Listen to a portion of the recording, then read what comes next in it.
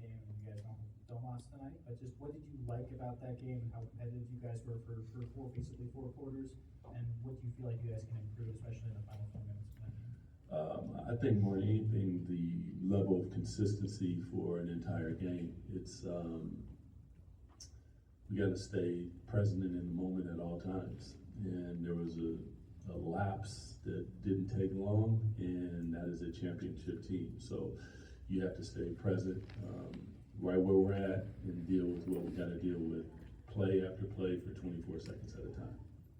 Doug, you talk about missing Domas tonight, but it seems like every game you're missing somebody. Just how much are you looking forward to the moment when you are missing someone? Yeah. Hopefully that happens at some point, but also sort of the adjustment that will take in itself, getting everyone back. I mean, that it's, we can think about it and all that, but we have to deal with what we have. So this is what we got, and we're going to go out and compete at a really, really high level. And when that time comes, then we'll deal with that, because it presents a whole different set of positive things. So that'll be a blessing. Yeah. Well, Coach Christie talked about positive things. Drew Eubanks, he done scored over 30 points in his last 3 games, so he's averaged about 2 points a game. He's been doing real good down there in that center position. Can you talk a little bit about him and what he adds to the team? Drew's athletic, protects the rim. He's been rebounding the ball. He's up to a level on screens, running the floor, energetic, talking on defense, like everything that you want, especially from that backup center position. And then he goes in and starts, and he gives you the same type of effort, energy, and enthusiasm. So he's been fantastic, just, working with him, watching him work, talking to him about the things that we would like to see from him, and then watching him go out there and execute it. He's been great. Hey, I guess back to the previous question, like you mentioned the other day, hopefully getting Keegan back soon.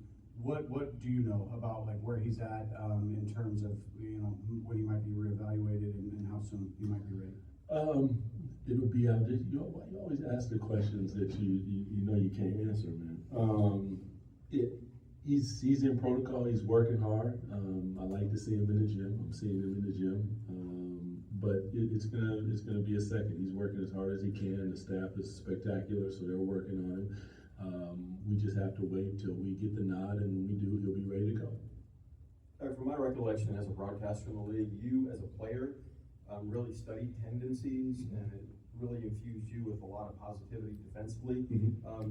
In a night like tonight, when you face a guy in Shea, do you have ideas and thoughts to impart to the guys that will guard him, and will you get directly involved in how you scheme that? Yes to all of that. It's, in many ways, Shea has turned himself into what I call a self-check, because he's seen all the different defenses. He knows how to get to his spots. His teammates play for him in that way. So when a double team comes, they know where to get. When a trap comes, they know where to get. And then, to his credit, he doesn't push the envelope. He just kind of finds a way to make it happen. And other guys are talented enough to make plays when that happens. So he's a difficult cover. It's going to take all of us. But you got to show him many different looks and coverages out there on the floor. There isn't one way to guard Shea. So whether that's, trapping him one-on-one, whatever you do, you got to mix it up, because he is just that talented. How do you view the NBA Cup in the grand scheme? Is there any extra juice for you and your guys? Is it anything that you guys talk about? Well, I mean, for us, it's a game, but I think there is a level to it that, there's something extra special that's involved in it. So we would love to win it, but this is one game, and we're going to stay here tonight and deal with this game before we move on. You've had so many different experiences as your career went along. I was wondering if there was a coach that you had, or a time in your career that you felt maybe inspired that coaching could be a part of your future, and if there was any kind of moment in time that really stands out to you. Yeah, there was a lot of people that have poured into me, fortunately. Pat Riley comes to mind, because I learned a lot under his tutelage.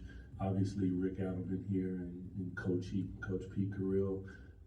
This is where, in my opinion, I really learned the game of basketball, like how to play as opposed to just coming from Seattle. I was kind of a hooper. So there's been I know I'm missing people, but those are the ones that just stand out immediately. Thanks, everyone. Thanks, Appreciate Doug. you guys.